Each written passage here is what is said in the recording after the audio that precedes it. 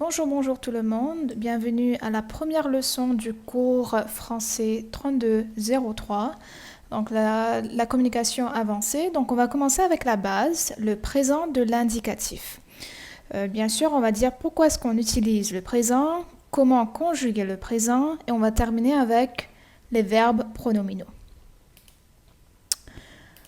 Bon, pour commencer, pourquoi est-ce qu'on utilise le présent ?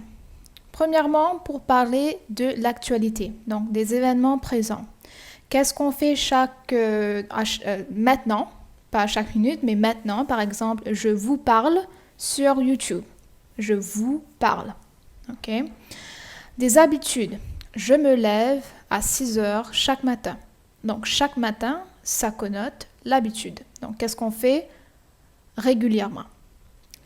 Des faits. Nous sommes en septembre. Donc, c'est un fait. Le mois actuel est septembre. Vous avez aussi plusieurs exemples à la page 17 à 18. Donc, allez dans votre bouquin. Puis, il y a les faits, y compris les exemples. Donc, comment est-ce qu'on forme? Je vais utiliser mon surligneur. Donc, comment est-ce qu'on forme le présent? Premièrement, comme peut-être vous le savez déjà, on a 3 groupes. Le premier groupe, le deuxième groupe et le troisième groupe. Premier groupe, ça termine avec ER, deuxième, IR et le dernier, RE. Donc, on va commencer avec ER. Donc, comment est-ce qu'on forme les verbes, le présent des verbes réguliers? C'est tout premièrement, on doit chercher le radical. Donc, le radical ici, c'est la racine, la base. Donc, ce qui ne va pas changer. Dans ce cas-ci, avec le verbe parler, donc ce que vous faites, c'est assez facile. Donc, vous retirez le ER, puis vous ajoutez les terminaisons. Donc, je parle, tu parles, etc. Et j'ajouterai même ici avec elle et il. Attendez, je vais changer. On va ajouter on. Ok, donc en anglais, on dit one. One speaks. Avec IR, c'est un peu la même chose. Donc, le radical, c'est le verbe sans le IR. Donc, vous oubliez le IR et puis vous ajoutez IS, IS, IT. Et regardez ici avec les sujets au pluriel, donc nous, vous, il, elle, vous avez SS, n'est-ce pas? Donc c'est plutôt pour la prononciation, c'est réussissons, réussissez, n'est-ce pas? C'est pas réussissez, c'est réussissez et réussissent. Répondre, troisième groupe, même chose, donc la racine, c'est réponse sans le RE. Puis vous ajoutez les terminaisons et regardez bien ici que pour il, elle et on, ça reste pareil comme le radical. D'accord? Donc, ça c'est plutôt pour les verbes réguliers. Mais par contre, même s'il y a des verbes réguliers, il y a des particularités orthographiques. Donc, comment est-ce qu'on écrit? Par exemple, le verbe commencer, c'est généralement, vous allez voir qu'avec les particularités, avec les deux exemples ici, c'est avec le sujet nous. Ok? Donc, nous commençons. Et c'est pas c'est parce que si vous avez comment ça n'a pas de sens. D'accord? Donc, commencer, commence. Donc, les autres sujets, ça reste pareil. Mais commençons, il faut avoir un cédille. Donc, manger, ici, on ajoute un E. Parce que si on ne met pas un E, c'est mangon. Et ça n'existe pas en français. Maintenant, il y a autre chose. Avec le verbe appeler, à l'infinitif, il y a un L, mais avec je, tu, il, elle, il y a 2 L. Même chose avec, donc, à différencier avec nous appelons, vous appelez. D'accord? Donc, un L pour nous et vous. Un peu pareil avec le verbe jeter, donc to throw, n'est-ce pas? Avec nous, vous, un T, pareil comme l'infinitif, mais pas avec je, tu, il, elle. Deux T. Donc jette, jette, jette. Maintenant pour le verbe acheter ou acheter. Vous allez voir qu'avec nous et vous, c'est assez pareil. Donc le radical c'est achète, puis vous retirez le ER, vous ajoutez le ONS et le EZ. Mais avec je, tu, il, elle, vous avez accent grave. Donc c'est achète, achète, achète, acheter. D'accord? Donc être. Le verbe espérer, espérons, espérer, j'espère, tu espères, il, elle espère. D'accord? C'est un peu pareil avec le mot papa, donc le père. Ok? J'espère, tu espères, il espère. Le verbe employer. Ok, donc ici, au lieu du Y, on va avoir un I. Donc, encore une fois, nous, vous, c'est pas si problématique. On va laisser le Y. Donc, nous employons, vous employez.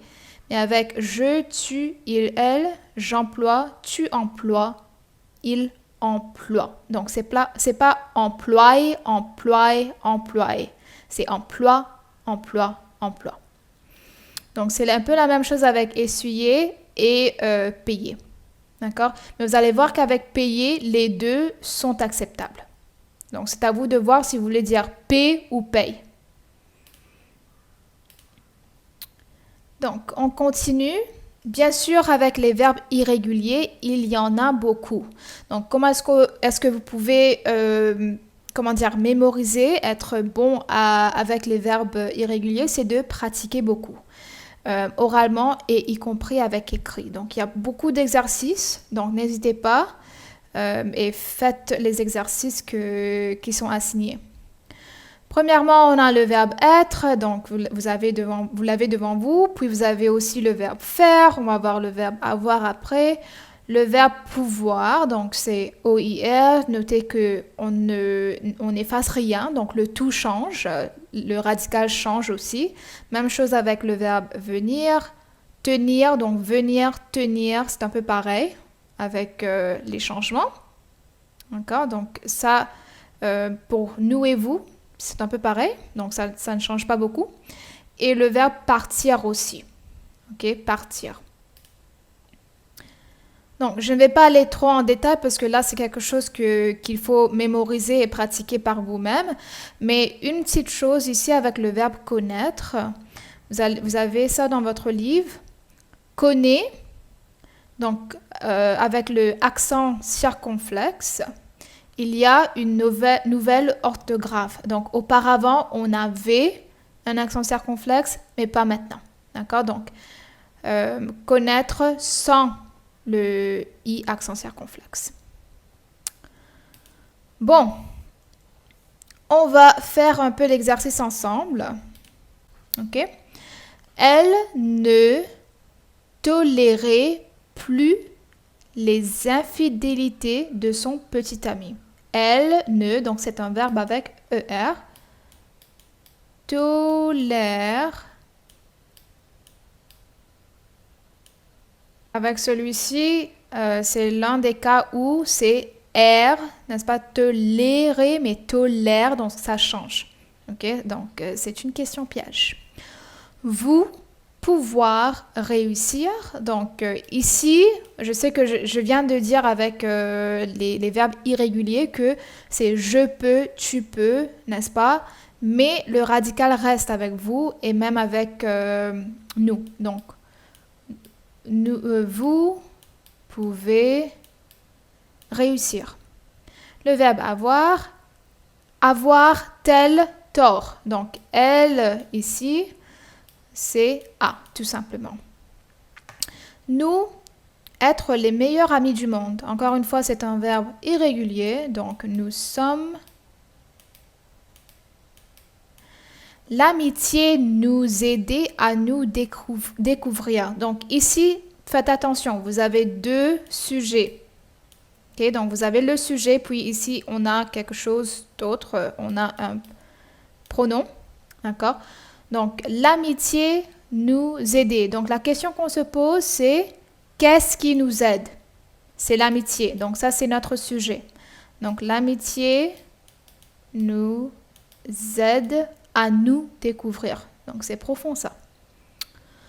Ici, on a un verbe avec IR.